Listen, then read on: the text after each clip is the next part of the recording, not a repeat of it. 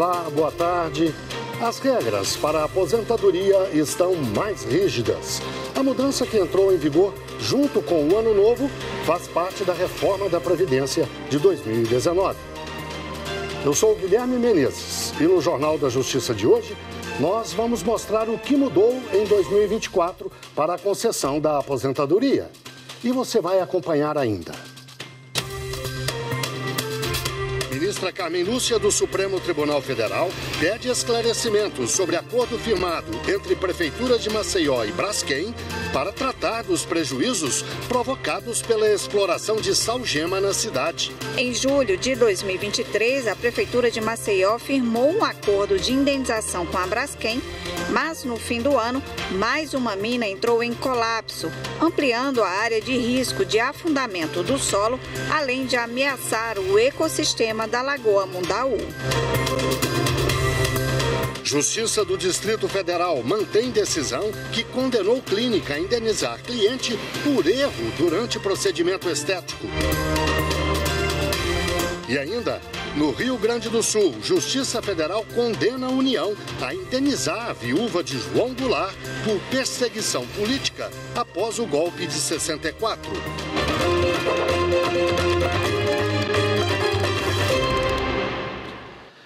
A ministra do Supremo Tribunal Federal, Carmen Lúcia, pediu informações às autoridades de Alagoas e ao presidente da Braskem sobre acordos coletivos relativos aos danos causados pela extração de salgema no estado.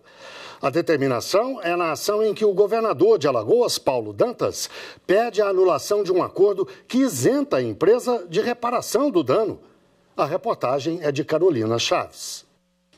O salgema é um tipo de sal que, diferentemente do que é usado na cozinha, ele é encontrado em jazidas subterrâneas formadas há milhares de anos a partir da evaporação de porções do oceano. Trata-se de uma matéria-prima usada na indústria.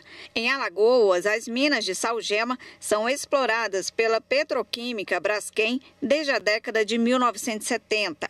Em 2018, começaram a ser registrados afundamentos em bairros próximos às minas e tiveram que ser desocupados pela instabilidade do solo. Em julho de 2023, a Prefeitura de Maceió firmou um acordo de indenização com a Braskem, mas no fim do ano, mais uma mina entrou em colapso, ampliando a área de risco de afundamento do solo, além de ameaçar o ecossistema da Lagoa Mundaú. Na ação apresentada no Supremo, o governador de Alagoas, Paulo Dantas, pede para invalidar os acordos extrajudiciais firmados pela Braskem com órgãos públicos e que desobrigam a empresa da responsabilidade dos danos causados, além de autorizar a aquisição e exploração econômica da área afetada. Entre outros argumentos, o governador alegou que o acordo foi firmado sem a participação do Estado e das vítimas, ofendendo o princípio democrático, a dignidade humana e a preservação do meio ambiente. No pedido, Paulo Dantas afirma ainda que a atividade da empresa resultou em uma crise humanitária, comprometendo a integridade de 19 mil imóveis e de mais de 60 mil pessoas. Antes de tomar uma decisão, a ministra Carmen Lúcia, relatora do processo, requisitou informações de forma urgente e prioritária da Prefeitura de Maceió, da Procuradoria-Geral de Justiça e da Defensoria Estadual, além da Defensoria-Geral da União e da empresa Braskem. As informações devem ser prestadas em até 30 dias. O Superior Tribunal de Justiça estabeleceu que ação contra entidade privada sem fins lucrativos da administração indireta prescreve em 5 anos. Os detalhes com Aline Campelo. A Corte Especial do Superior Tribunal de Justiça decidiu que as entidades da administração indireta, com personalidade jurídica de direito privado, que atuam na prestação de serviços públicos essenciais, não têm finalidade lucrativa e não possuem natureza concorrencial, estão sujeitas ao mesmo prazo de prescrição de 5 anos, previsto para as pessoas jurídicas de direito público. O caso analisado foram embargos de divergência em que uma empresa buscava afastar o prazo prescricional quinquenal em ação de indenização contra a Companhia de Desenvolvimento Habitacional e Urbano de São Paulo. Segundo a empresa, a CDHU exercia atividade econômica lucrativa e, por isso, deveria ser reconhecido o prazo prescricional de 10 anos previsto no Código Civil. O ministro Raul Araújo, relator dos embargos de divergência, destacou que o STJ, recentemente, passou a considerar aplicável, por equiparação, o prazo prescricional de 5 anos no caso de empresas estatais destinada à prestação de serviços públicos essenciais e que, nessa condição, sejam dedicadas exclusivamente à atividade econômica não lucrativa e não concorrencial. No caso dos autos, Raul Araújo comentou que a CDHU, antes uma sociedade de economia mista, foi transformada em empresa pública integrante da administração indireta de São Paulo. Entre as suas atividades, apontou, está a execução de programas habitacionais para o atendimento exclusivo da população de baixa renda. Contrato de trabalho de empregado público deve ser encerrado quando o trabalhador atingir o limite máximo de idade. A repórter Fátima Uchoa traz informações sobre essa decisão dos desembargadores do Tribunal Regional Federal da Primeira Região. Um empregado público não terá direito de ser reintegrado ao quadro de pessoal da empresa de engenharia, construções e ferrovias, a Valec, com os direitos trabalhistas previstos antes do desligamento compulsório dele, por ter completado 75 anos de idade. Para o relator na primeira turma do TRF1, desembargador federal Marcelo Albernaz, se a aposentadoria compulsória se deu em razão da idade legal atingida, a rescisão do contrato de trabalho deve ser reconhecida válida, sem que isso configure dispensa sem justa causa, uma vez que a extinção do vínculo se dá por imposição legal. Acompanhando o voto do relator, o colegiado, por unanimidade, negou o pedido do empregado. Defender o meio ambiente e doar sangue são 2 gestos que mostram a preocupação com a vida. No Mato Grosso, o projeto Verde Novo do Poder Judiciário uniu essas 2 ações com a campanha Semeie Vida, Doe Sangue. A parceria é entre o Hemocentro do Estado e o Centro de Ensino Técnico Mato Grossense. Veja como foi na reportagem de Fernanda Fernandes. Semeie vidas, doe sangue. Esse é o slogan da campanha idealizada pelos alunos do curso técnico em análises clínicas do CETEM. E o projeto Verde Novo, do Judiciário de Mato Grosso, é parceiro da iniciativa, que tem viés social e sustentável. Como servidora do MT Hemocentro, pensando no nosso estoque no final de ano, que é normalmente baixo, juntando com a disciplina que eu dou lá no CETEM de Banco de Sangue agora, nesse momento, tive essa ideia de convidar os alunos a participarem e eles abraçaram essa campanha. Aí logo eu lembrei do projeto Verde Novo, que é um projeto lindo. Quando a gente usa essas 2 vertentes, a gente tem um bem comum em toda a população. Quem viesse ao MT Hemocentro doar sangue já saía com uma muda de planta. Era só escolher entre as muitas espécies nativas que estavam disponíveis. Quem faz a doação de sangue, doa vida, também recebe vida recebendo uma muda de planta, de árvore para também plantar e colher os benefícios das árvores que a gente tem também. Sabendo que a Organização Mundial da Saúde, ela também prevê que você plantando uma árvore também vai amenizar as doenças, então vai trazer um ambiente mais agradável. Mobilizações como essa são fundamentais para a manutenção do estoque de sangue da unidade, que nesse período do ano costuma baixar. Todo sangue é bem-vindo, né? A gente frisa o O negativo porque é um sangue assim, que é o primeiro que, durante uma urgência, num pronto atendimento, é o primeiro que vai ser utilizado. Então, a gente precisa ter um estoque sempre regulado para não faltar para ninguém, né? Márcio é doador regular de sangue, mas hoje veio para doar especificamente plaquetas por aférese, processo que é tão indolor, simples e rápido quanto o da doação de sangue. Para ele, o que importa mesmo é ajudar ao próximo. Faço já esse trabalho de doação, já tem aproximadamente 10 anos e é muito tranquilo, galera. Se vocês puderem doar, virem participar, é muito bom. Não dói nada, como estão vendo aqui, e a gente fica tranquilo aqui, a gente é bem recepcionado, as pessoas aqui são extremamente competentes, então pode vir que não vai ter problema nenhum. A Justiça Eleitoral já produziu 178.045 novas urnas eletrônicas modelo 2022, que serão usadas nas eleições municipais de 2024. O número representa 80% dos 19.998 equipamentos contratados. Desse total, 177.815 urnas foram entregues aos tribunais regionais eleitorais.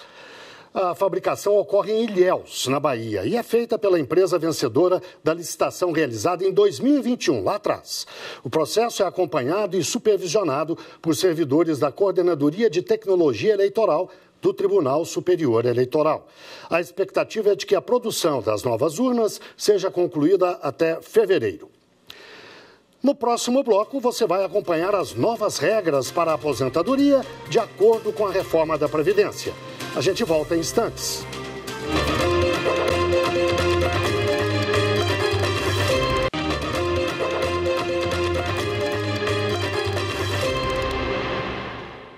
Com a virada do ano, trabalhadores que estão prestes a se aposentar precisam ficar atentos às novas exigências estabelecidas pela reforma da Previdência lá em 2019. Para quem já contribuía com o INSS antes da aprovação da reforma, o governo criou um regime de transição que prevê alterações anuais até 2031. A repórter Evine Araújo preparou uma reportagem para explicar melhor o que muda.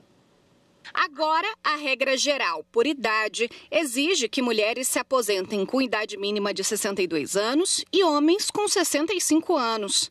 Ambos precisam de pelo menos 15 anos de contribuição. Para quem entra na regra de transição, a idade mínima para pedir aposentadoria sobe 6 meses. As mulheres precisam ter, no mínimo, 58 anos e 6 meses e homens, 63 anos e 6 meses. Além disso, é exigido um tempo mínimo de contribuição de 30 anos para mulheres e 35 anos para os homens. Para os trabalhadores que estavam prestes a se aposentar em 2019, tem ainda a regra que estabelece um pedágio de 50% do tempo de contribuição que faltava. Por exemplo, uma pessoa que já havia contribuído por 30 anos e que antes da reforma da Previdência tinha 2 anos de contribuição pendentes, vai ter de trabalhar por mais 1 ano. Há ainda a modalidade de pedágio de 100%. Ela exige que o trabalhador cumpra integralmente o tempo de contribuição pendente para se aposentar. Neste caso, o valor do benefício a ser recebido aumenta. Por fim, tem a regra de pontos, a soma entre idade e tempo de contribuição. Em 2024, a pontuação mínima é de 91 para mulheres e 101 pontos para homens. E para falar mais sobre as novas regras para a aposentadoria, eu recebo aqui, do estúdio da TV Justiça, o advogado previdenciário Diego Cheruli. Boa tarde, Diego. Muito obrigado pela sua entrevista aqui na TV Justiça. Boa tarde. O prazer é meu estar aqui com vocês. Pois bem, para quem vale essas novas regras que nós mostramos há pouco? Essas novas regras valem para aquelas pessoas que já estavam no sistema, já estavam inscritas no INSS antes da reforma de 2019, Guilherme. Tá? Quem se inscreveu depois da reforma vai se enquadrar nas regras transitórias, que a gente chama, que são outras regras que só valem para essas novas pessoas. Essas regras que mudam são só para quem já estavam no sistema antes da reforma. Vamos tentar fazer um cálculo, então. Para quem já estava antes de 2019, portanto, pega tanto trabalhadores já mais antigos, que já estavam prestes a se aposentar, como também quem havia acabado de começar, quem havia acabado de ingressar no mundo do trabalho. É uma faixa muito larga de gente. É muita gente, porém, as pessoas mais jovens que estavam com menos tempo de contribuição quando da reforma, para elas não vai fazer muita diferença essas regras de transição. Muito provavelmente elas vão se aposentar na regra transitória geral. E como é que funcionam as regras de transição? São várias, né? Nós temos basicamente 5 regras básicas, mas delas nós podemos ir para aposentadoria especial, aposentadoria do professor. Cada regra tem os seus requisitos. Antes da reforma, nossas regras eram baseadas basicamente no tempo de contribuição. A mulher tinha que ter 30 anos de contribuição e o homem 35 anos de contribuição e podia se aposentar ali, um fator previdenciário ou não, a depender da idade. Depois da reforma, as regras passam a exigir uma idade mínima, em sua maioria, exceto em alguma que é a idade de 50%, que só cabe para aquelas pessoas que estavam para se aposentar menos de 2 anos antes da reforma. Então, basicamente, essas pessoas que tinham direito já se aposentaram e não se enquadram mais nessa regra. Todas as outras vão exigir uma idade mínima ou a soma de pontos, né, que é essa que mudou agora. Agora, cada regra tem seus próprios requisitos. Ou é o tempo com idade, ou é o tempo mais idade para somar uma certa quantidade de pontos, ou pagar uma certa quantidade de tempo como pedágio do tempo que faltava para se aposentar antes da reforma. São várias as regras aí que nós poderíamos citar. Como essas questões ligadas à soma de pontos sempre geram muita dúvida entre as pessoas, você podia explicar melhor como é que elas funcionam? A regra de pontos, ela basicamente soma a idade da pessoa com o tempo de contribuição da pessoa, inclusive os meses e os dias, tá? Esses meses e dias hoje, para o homem, tem que dar 101 pontos e para a mulher, 91 pontos, com no mínimo 30 anos de contribuição para a mulher e no mínimo 35 anos de contribuição para o homem. Ou seja, atingindo o mínimo de contribuição, ele tem que completar o resto com a idade ou com mais contribuição para atingir essa pontuação mínima e daí poder se aposentar. Quem chegou aos 65 anos de idade, qual é o procedimento que essa pessoa precisa fazer para conseguir se aposentar? Essa pessoa basta ir no INSS desde que ela tenha os 15 anos mínimos de contribuição e os 180 meses de carência, tá? Não é porque fez 65 anos que a pessoa tem direito a uma aposentadoria junto ao INSS. Isso aí é outro benefício que é o BPC, que é um benefício assistencial. Agora, a aposentadoria para aqueles que contribuíram por no mínimo 15 anos, ali de contribuições acima do salário mínimo, regulares, e tem 180 meses de carência, que é basicamente os 15 anos de contribuição. Eu recebi aqui uma pergunta de uma pessoa interessada. Ela diz: quem já tem idade e tempo de contribuição para a aposentadoria, mas não é aposentado, vai perder o benefício? Não vai perder. Se já cumprir os requisitos para a aposentadoria, essa pessoa não perde os requisitos de aposentar. É a regra do direito adquirido, Guilherme. Todo mundo que cumpriu os requisitos e optou por não se aposentar ou por esperar uma regra melhor, ela não perde o direito àquele requisito anterior. Inclusive, se ela cumpriu antes da reforma da Previdência, ela também não perde. O que a pessoa tem que ver é se vale a pena aposentar nessa regra de transição, numa regra transitória ou na regra de direito adquirido, que ela cumpriu lá atrás, porque o valor do benefício muda. É possível chegar àquele teto, o máximo de pagamento da aposentadoria, ou isso é uma quimera? É possível chegar, desde que a pessoa tenha um histórico de contribuições no teto, né, durante toda a sua vida, em especial de julho de 94 para cá, tenha mais de 40 anos de contribuição, né? Não é impossível, mas são para casos excepcionais e normalmente pessoas que já estão aposentadas. Hoje isso está dando quanto? 7.507,49, mas teve o reajuste agora desse ano. Diego Cheruli, advogado previdenciário, muito obrigado pela sua participação aqui no programa na TV Justiça. Muito obrigado, estou sempre à disposição. E a seguir, a Justiça Federal no Rio Grande do Sul manda indenizar a viúva de João Goulart por perseguição política, logo depois do golpe de 64, claro. Voltamos já.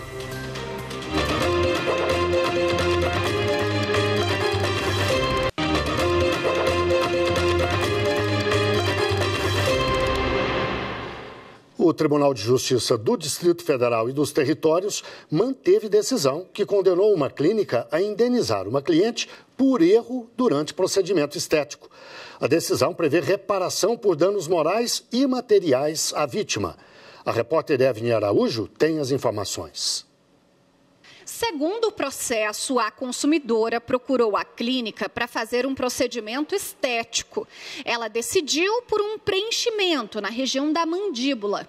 No entanto, a esteticista realizou outros tipos de intervenções sem autorização da cliente. A mulher alegou que teve a aparência modificada e que o queixo ficou torto e com varizes. No recurso apresentado ao Tribunal de Justiça do Distrito Federal, a clínica argumentou que a sentença não considerou a afirmação da perícia de que o processo inflamatório é algo esperado nesse tipo de procedimento. A empresa sustentou ainda que as sequelas poderiam ter sido contornadas, mas a própria cliente afirmou que não quis a intervenção. Por este motivo, a culpa seria da consumidora por ter deixado de seguir os cuidados pós-aplicação do produto. Na decisão, o desembargador relator do caso, no entanto, citou o laudo pericial, que afirma que houve falha na execução dos serviços, já que o processo inflamatório era notável. Ainda segundo a perícia, a reação é resultado do excesso de preenchimento ou de aplicação incorreta. O magistrado destacou ainda o fato de ter sido feito o procedimento na região do rosto, sem o consentimento da cliente, o que evidencia falha de informação prestada à consumidora. Por unanimidade, a segunda turma cível manteve a condenação da clínica e da esteticista a indenizar a mulher em R$8 mil por danos morais e determinou a restituição de R$7 mil pago pelo procedimento. E o Tribunal de Justiça de São Paulo manteve sentença da primeira instância para que uma empresa de saúde indenize uma mulher que teve diagnóstico errado e foi submetida a tratamento desnecessário de câncer por 6 anos. A reportagem é de Carolina Chaves. O caso aconteceu em São Bernardo do Campo, São Paulo. De acordo com o processo, a autora da ação foi diagnosticada com câncer de mama e foi submetida a mastectomia, retirada de um dos seios. 1 ano depois, foi informada de metástase óssea, iniciando o tratamento de quimioterapia. O diagnóstico errado só foi descoberto depois que a paciente trocou de convênio e o novo médico suspeitou do erro. Posteriormente, a suspeita foi confirmada por um laudo pericial. O tratamento equivocado causou fortes efeitos colaterais, como dor crônica, perda óssea e limitação funcional dos movimentos da perna. O relator do recurso, o desembargador Edson Luiz de Queiroz, levou em conta a gravidade do erro e o sofrimento da paciente que poderia ter sido evitado, determinando que a empresa deverá indenizar a mulher em R$200 mil por danos morais e devolver quase R$18 mil pelos danos materiais. A decisão foi seguida por todos os desembargadores. A 4ª Vara Federal em Porto Alegre, no Rio Grande do Sul, condenou a União a indenizar a ex-primeira-dama Maria Tereza Goulart, viúva de João Goulart, o ex-presidente, por perseguição política e pelo exílio que ela e os filhos sofreram durante a ditadura militar. Anderson Arcoverde tem os detalhes. Maria Tereza Goulart tem 87 anos e mora no Rio Grande do Sul. Na ação que moveu na Justiça, ela afirmou que em 64, quando João Goulart sofreu o golpe de Estado promovido pelas Forças Armadas, precisou sair às pressas com os filhos pequenos, sem levar os pertences, como joias e roupas de grife. Disse ainda que o rebanho de gado que tinha nas fazendas foi roubado enquanto esteve no exílio. Fora do país, Maria Tereza precisou fugir ainda 2 vezes, do Uruguai para a Argentina e depois para Londres. Ao analisar o caso, a Justiça Federal considerou que o dano moral decorrente do exílio por motivação exclusivamente política envolve injusta privação dos direitos da cidadania. A indenização foi fixada em R$ 79.200. Tristeza e incredulidade. Esses foram os sentimentos predominantes do público que visitou o Supremo Tribunal Federal ontem à tarde. Os visitantes viram de perto a exposição Após 8 de Janeiro, Reconstrução, Memória e Democracia. A repórter Viviane Novaes acompanhou o grupo e conta como foi.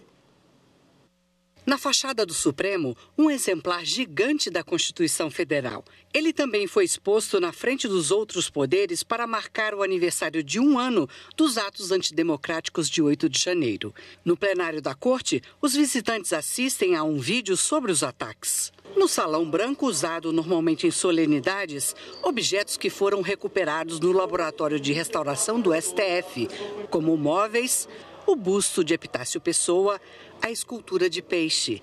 As fotos mostram o antes e o depois da depredação. O Salão Nobre no dia do vandalismo e depois todo o trabalho de restauração.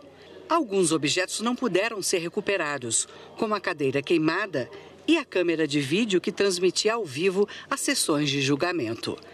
A pesquisadora Yara Teles se impressionou com tudo o que viu. Algo muito impactante, né? Assim, que feriu todos os brasileiros, pelo menos os brasileiros que têm noção da gravidade que foi tudo isso, né? Uma coisa é você ver da televisão, outra é você ver pessoalmente tudo isso, é bem impactante mesmo. A professora Mariane de Souza trouxe toda a família e até o cachorro que está em treinamento para ser um cão-guia. Eles moram em Joinville, Santa Catarina e estão em Brasília de férias. É bom para a gente ter essa história registrada para que os filhos não se esqueçam, né, que a democracia não pode ser derrotada, né? Mas foi acho que um momento bem interessante ter esse momento histórico, esse registro.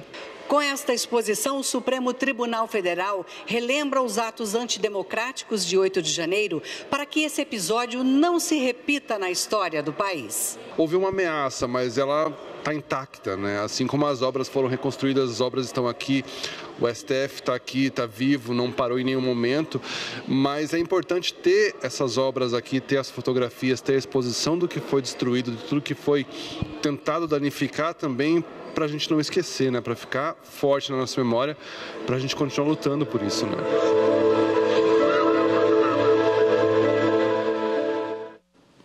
O Jornal da Justiça de hoje termina aqui. Uma boa tarde para você e até amanhã.